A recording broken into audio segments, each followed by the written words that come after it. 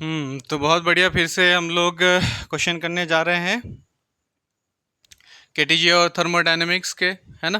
KTG और thermodynamics के PY cues.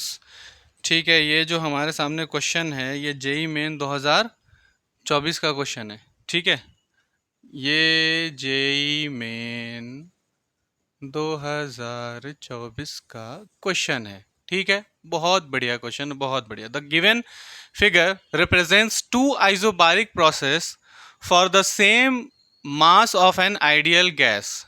To isobaric process इसके लिए कह रहा है कि for the same mass of an ideal gas. Then अब ये ऑप्शंस दिए हुए हैं, ये तुम्हारे पास ग्राफ गिवन है। ठीक है, ये ग्राफ गिवन है, ये इसके आंसर, ये ऑप्शंस हैं, इनमें से तुम्हें देखना है। अब देखो, सीधी सी बात है कि ये जो तुम ग्राफ देख रहे हो ना बाबू, ये ग्राफ वीटी ग्राफ है। और जब भी वीटी ग्राफ होगा ना, तो वीटी ग्राफ का मतलब ये हो जाएगा कि यहाँ पे टेम्परेचर कैसा है, टेम्परेचर कांस्टेंट है। ठीक है, नहीं, जबकि जबकि जबकि ये तो आइसोबारिक है ना। आइसोबारिक क्या है?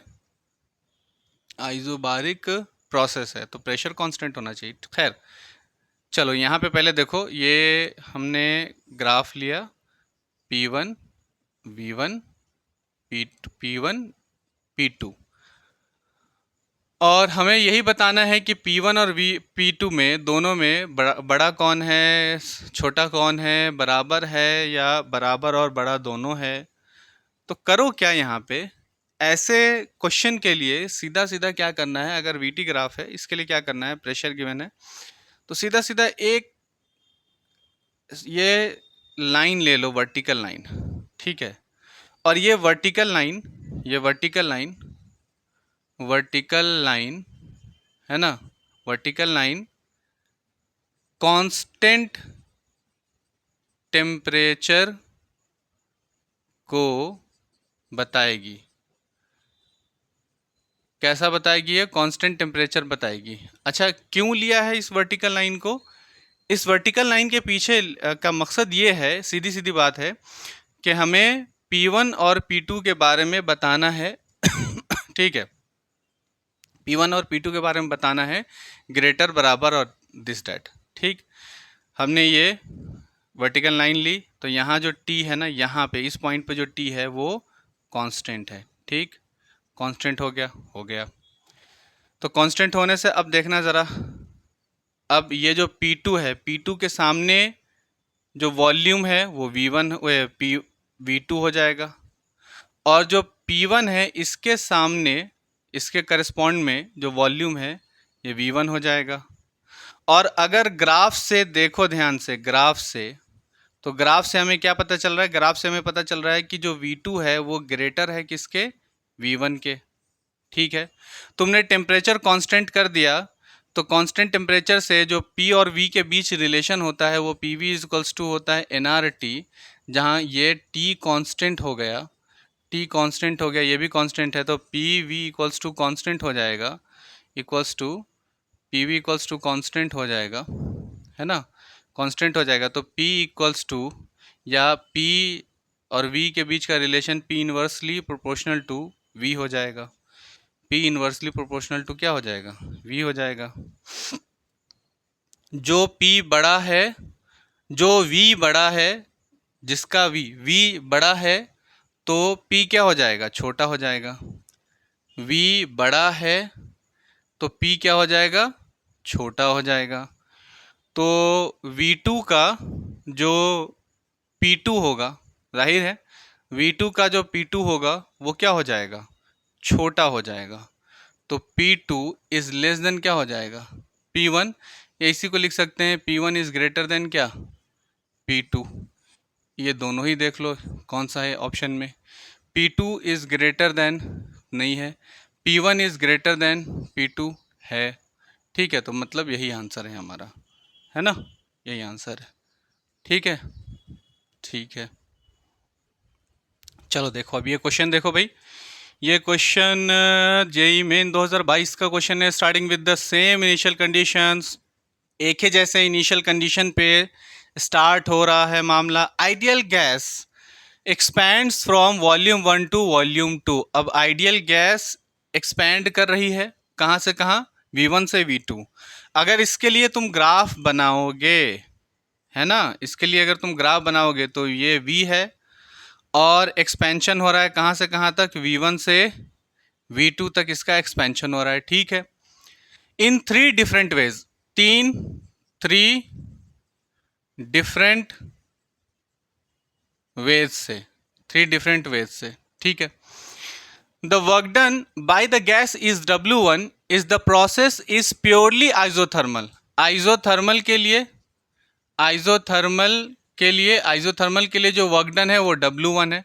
आइजोथर्मल के लिए वर्क डन कैसा है, W1 है। W2 is if the process is purely adiabatic, है ना, और W2 एडियाबैटिक के लिए W2 है। अगर बात करें एडियाबैटिक के लिए तो W2 है। ठीक है, W2 है purely adiabatic. W3 if the process is purely isobaric. ठीक है, W3 किसके लिए है, आइजोबारिक प्रोसेस के लिए, आइजोबारिक के लिए है W3, आइजोबारिक के लिए है W3।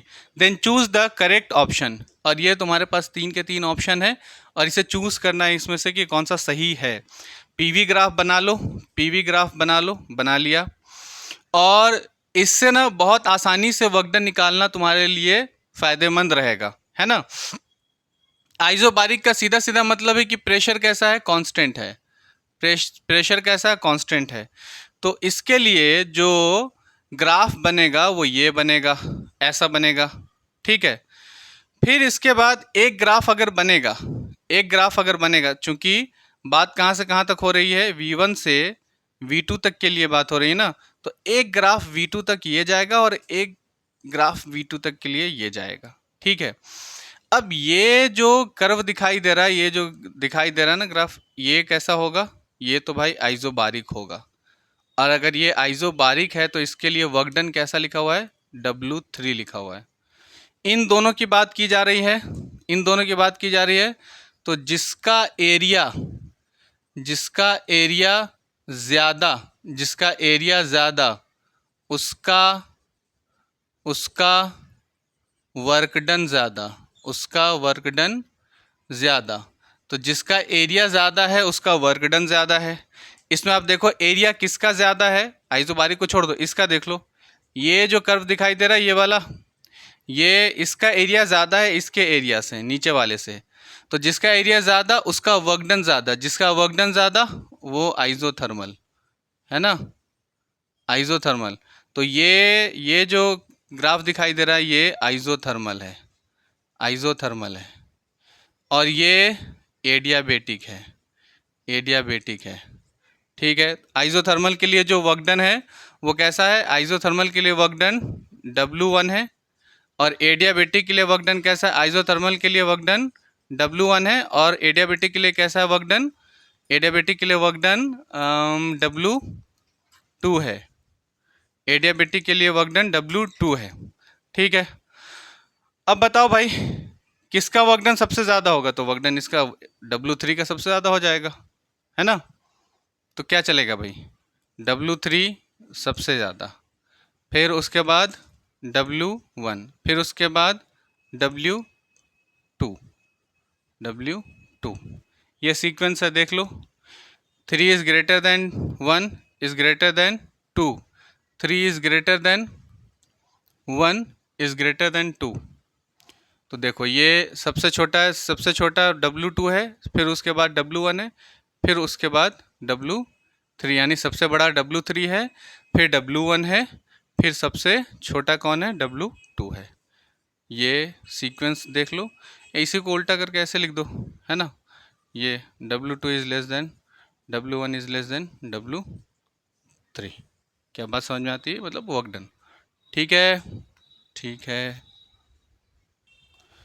चलो देखो अब ये क्वेश्चन देखो, ये जेई मेन 2024 का क्वेश्चन है, बहुत बढ़िया क्वेश्चन है। Diatomic gas gamma equals to 1.4 does 100 joule of work in an isobaric expansion, the heat given to the gas is, ये हमारे पास हीट कितनी है वो बताना है। सीधी सीधी बात है, अगर आइसोबारिक है ना, कैसा ये प्रोसेस है भाई, आइसोबारिक प्रोसेस है। आइसोबारिक प्रोसेस के लिए तुम्हें हीट बताना है, यानी क्यू बताना है। तो work done divided by delta Q equals to में gamma divided by gamma minus one होता है। हाँ, gamma minus one divided by gamma होता है। Gamma minus one divided by क्या होता है, गामा होता है। ये फॉर्मूला होता है। ये कैसे आया, तो फ्लोट से आया है ना, फर्स्ट लॉ ऑफ थर्मोडायनेमिक्स से तुम लिख सकते हो इसे, ठीक है। तो भाई इसे याद कर लो तो ज़्यादा बेहतर है, बल्कि बहुत ही बेहतर है।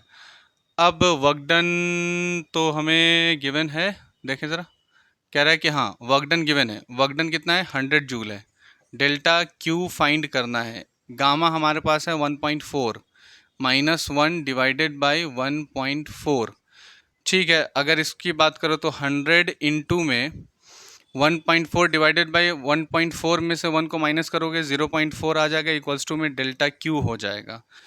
ये पॉइंट से ये पॉइंट गया, 2 दूनी 4, 2 सते 14, ठीक है। ये 700 आ गया, 700 को डिवाइड करोगे 2 से तो ये 350 आ गया, 350 joule equals to delta Q, ठीक है। तो देखो ज़रा 350 जूल आ गया आंसर इसका, वेरी इजी। चलो अब इस क्वेश्चन को देखो, ये भी बहुत ही बढ़िया क्वेश्चन है। ये नीट 2022 में आया हुआ क्वेश्चन है भाई, नीट 2022 में आया क्वेश्चन है। और कहता है कि an ideal gas undergoes 4 different process from the same initial state as shown in the figure below.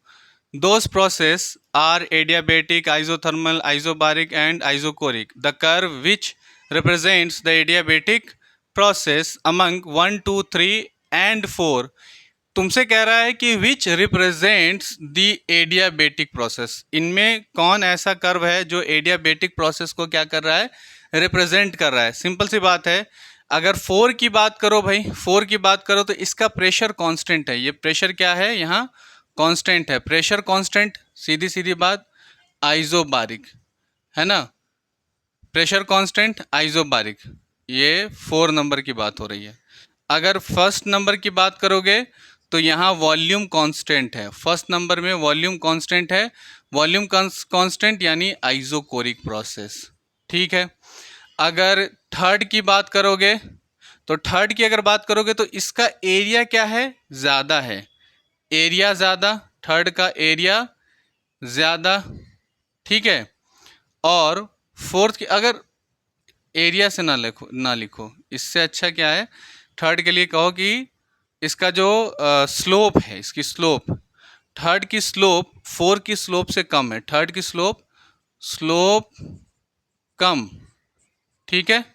और सेकंड की बात करोगे तो सेकंड के लिए सेकंड की स्लोप ज़्यादा, तो स्लोप कम है आइसोथर्मल, ठीक है।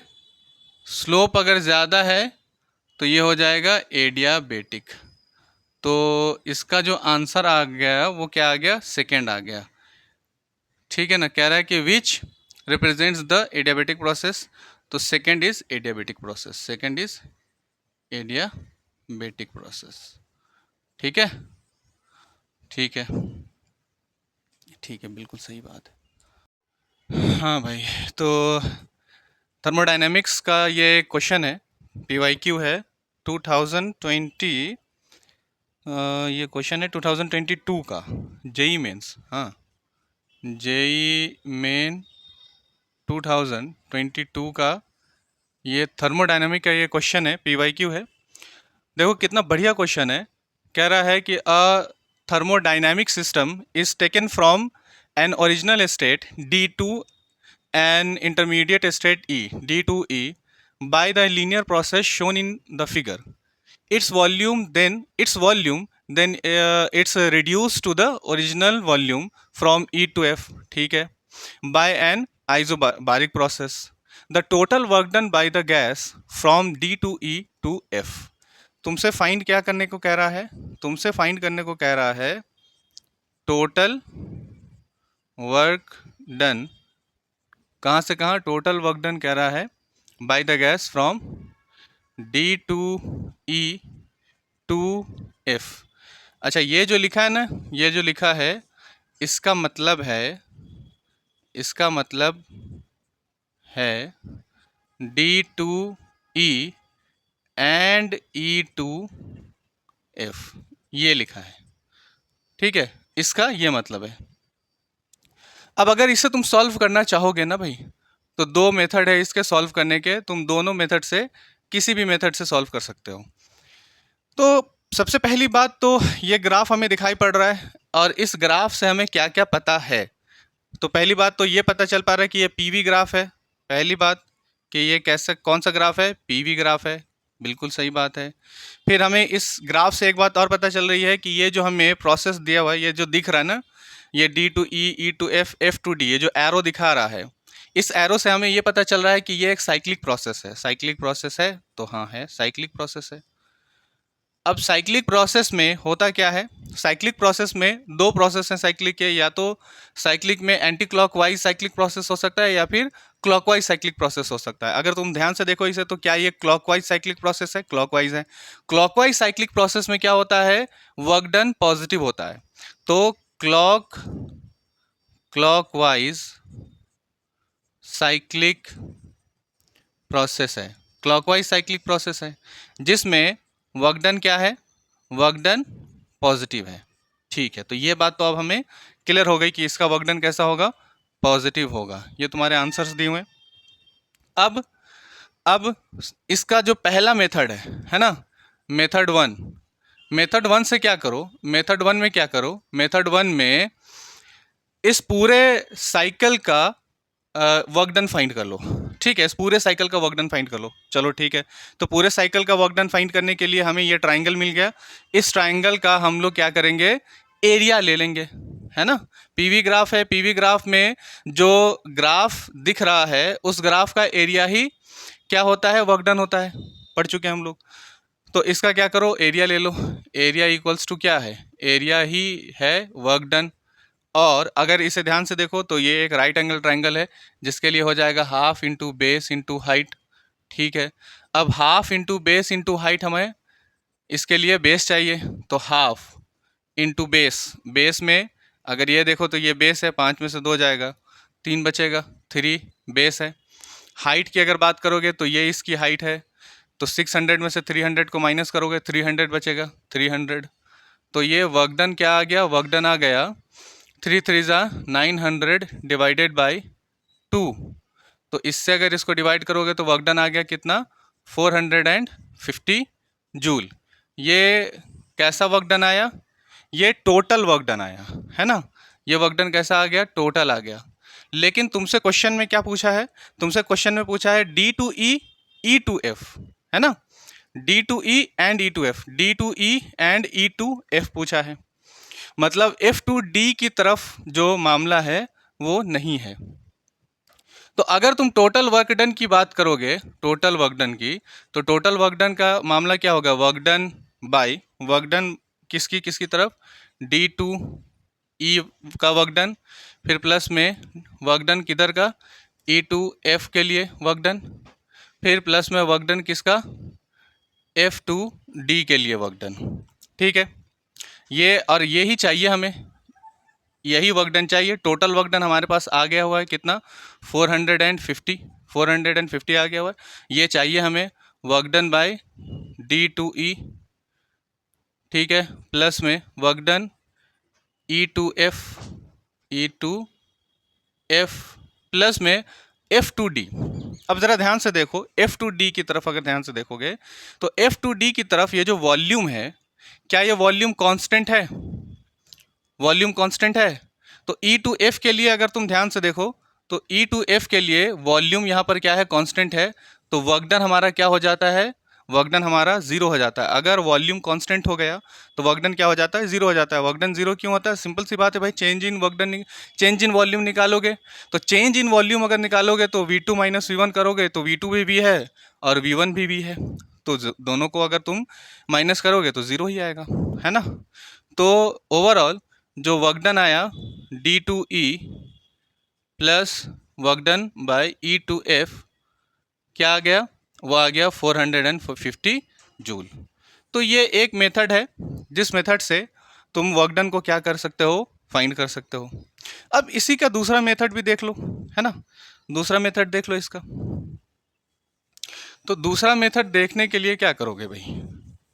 सीधी सी बात है कि अगर तुम सेकेंड मेथड में जाओगे इसके, है ना, तो भाई साहब सबसे पहले तुम्हें कहाँ से कहाँ तक जाना पड़ेगा?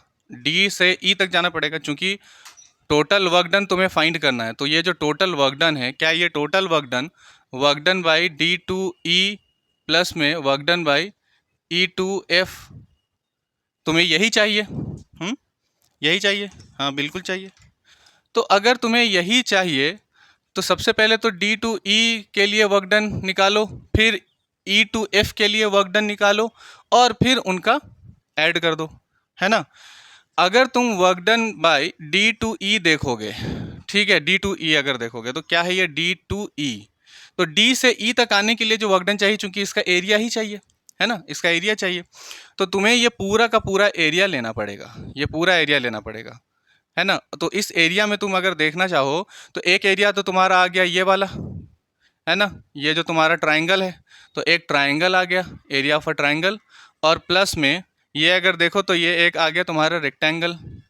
तो दो एरिया आ गए, है ना? तो एक का नाम एरिया 1 दे दो, एक का नाम एरिया 2 दे दो। तो एरिया 1 प्लस एरिया 2, इन दोनों का एरिया लेकर तुम्हें work done by D to E, ये जो डी से ई तक का वर्क डन है ना, वो फाइंड करना होगा, वो फाइंड करेंगे।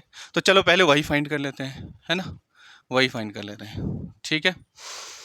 तो एरिया 1 अगर ये देखो तो ये एरिया 1 तुम्हारा half into base into height, ये ट्राइंगल का एरिया यही आ जाएगा, half into base into height, plus area 2 के लिए अगर देखोगे तो ये आ गया तुम्हारा रेक्टेंगल का एरिया, लेंथ इंटू ब्रेथ, ठीक है, हाफ इंटू बेस, बेस को अगर देखो तो कितना है 3 इंटू हाइट, हाइट अगर देखोगे तो कितना है हाइट इसकी 300 प्लस प्लस।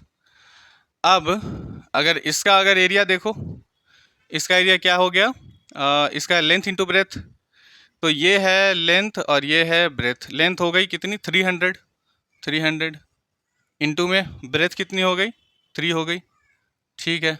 तो ये अगर इसको अगर कैलकुलेट 900 और डिवाइडेड बाय 2 तो ये 450 हो जाएगा, प्लस में ये हो जाएगा 900, तो ये कितना हो जाएगा 9 4 13 1350 जूल। तो ये पूरा एरिया तुम्हें अगर देखना है डी टू ई का तो वो आ गया तुम्हारा 1350, ये आ गया, चलो ठीक है, ये आ गया, ये आ गया। अब क्या निकालना है भाई? अब क्या निकालना है? अब तुम्हें फाइंड करना है कहाँ से कहाँ तक का एरिया, तुम्हें फाइंड करना है work done by E to F. तो इसके लिए ई टू एफ है, ई टू एफ, तो इसके लिए सिर्फ और सिर्फ ये एरिया लोगे, ए टू वाला एरिया। तो ये ए टू एरिया अगर लोगे तो क्या आ रहा है, ए टू एरिया तो तुम्हारा आ रहा है 900, है ना। ए टू अगर एरिया देखोगे तो ये क्या आ रहा है 900 आ रहा है, ठीक है, 900 आ रहा है, 900 आ रहा है, हाँ ये आ रहा है 900, ठीक है। तो अब तुम्हें क्या करना पड़ेगा भाई, टोटल वर्क डन जो तुम निकालना चाहते हो, तो टोटल वर्क डन के लिए यही तो चाहते हो ना, टोटल वर्क डन के लिए ये तुम्हारा वर्क डन इसका और इसका जो वर्क डन आया वो 1300। तो अब तुम्हें करना क्या होगा, अब तुम्हें करना ये होगा कि जाहिर सी बात है ना कि तुम्हें निकालना तो ये एरिया है ना, तो 1300 में से माइनस कर दोगे किसे 900 को, 1350 ना, 1350 में से माइनस कर दोगे किसे 900 को, तो कितना आ जाएगा 450 जूल। क्या ये बात समझ में आ रही है? ठीक है, क्या ये बात समझ में, हाँ इसका टोटल करने के लिए, इसका टोटल करने के लिए ये तो आएगा ही आएगा, ठीक है। तो हमें ऐसा लग रहा है कि इसका कुछ मामला था, ये आना चाहिए था माइनस में, माइनस का 900 आना चाहिए, है ना, माइनस का ये 900 जूल आना चाहिए। क्यों आना चाहिए भाई? अगर तुम यहाँ देखो ध्यान से, यहाँ अगर देखो तुम्हें ई से एफ का एरिया निकालना है, ई टू एफ ये वाला एरिया निकालना है भाई, ये वाला एरिया निकालना है। अगर तुम ई से एफ का एरिया निकाल रहे हो तो इसका इसकी डायरेक्शन देखो किस तरफ है, इस तरफ है। और अगर इस तरफ है तो वॉल्यूम क्या हो रहा है यहाँ पे, वॉल्यूम वॉल्यूम डिक्रीजेस, है ना। और वॉल्यूम के डिक्रीज होने की वजह से फिर क्या हो रहा है, वॉल्यूम कम होता है तो क्या होता है, कंप्रेशन होता है ना। वॉल्यूम के कम होने से कंप्रेशन हो रहा है। अगर कंप्रेशन होता है तो वर्क डन वहाँ पे क्या हो जाता है भाई, वर्क डन वहाँ पर नेगेटिव हो जाता है। तो अगर यहाँ देखोगे तो इसका वर्क डन क्या हो जाएगा, नेगेटिव हो जाएगा। ठीक है, यहाँ तुम कहोगे कि सर यहाँ तो आपने 900 लिया है, नेगेटिव तो लिया नहीं भाई। वहाँ पे हमने ई से एफ तक का एरिया नहीं लिया था, हम लोगों ने डी से ई तक का एरिया लिया है, जो कि हमें ये पूरा एरिया मिला है, ये पूरा एरिया मिला है। ई से एफ तो अब हम लोग निकाल रहे हैं ना, समझ में आई बात कि नहीं आई। तो ये अब तुम्हारा आ गया आंसर। ठीक है, तो ये आ गया answer.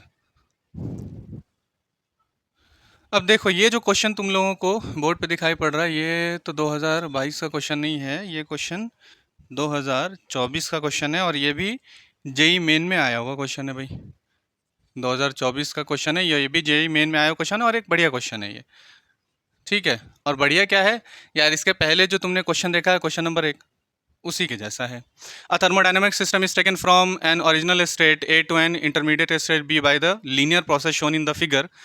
Its volume then it's reduced to the original volume from B to C by an isobaric process. The total work done by the gas from A to B and B to C will be A to B and B to C. तो बात वही आ गई भाई कि जो तुम्हें work done निकालना है वो टोटल वर्क डन निकालना है। तो वो जो टोटल वर्क डन तुम्हारे पास तुम्हें फाइंड करने को कह रहा है, वो कहाँ से कहाँ तक कह रहा है, A to B and B to C. ठीक है, और अगर इससे देखो, अगर इससे ध्यान से देखो तो ये क्या, ये साइक्लिक प्रोसेस दिखाई पड़ रहा है। तो हाँ, ये एक साइक्लिक प्रोसेस है, साइक्लिक प्रोसेस है। पीवी ग्राफ है, तो हाँ ये पीवी ग्राफ है। और साइक्लिक प्रोसेस में पीवी ग्राफ है तो तुम ये भी देख लो कि क्लॉकवाइज है कि एंटी क्लॉकवाइज है। तो क्लॉकवाइज है, क्लॉकवाइज है। और अगर क्लॉकवाइज है तो वर्क डन कैसा होता है क्लॉकवाइज में, क्लॉकवाइज साइक्लिक प्रोसेस है तो वर्क डन हमारा पॉजिटिव हो जाता है। हाँ बिल्कुल हो जाता है। ठीक है, तो दो मेथड्स तुम्हें हमने इसके पहले बताए थे, है ना, दो मेथड बताए ना। तो पहला मेथड मैं सॉल्व करता हूँ, ठीक है, पहले मेथड से, दूसरे मेथड से तुम सॉल्व करके बताना। ठीक है, तो पहला मेथड क्या था, मेथड 1।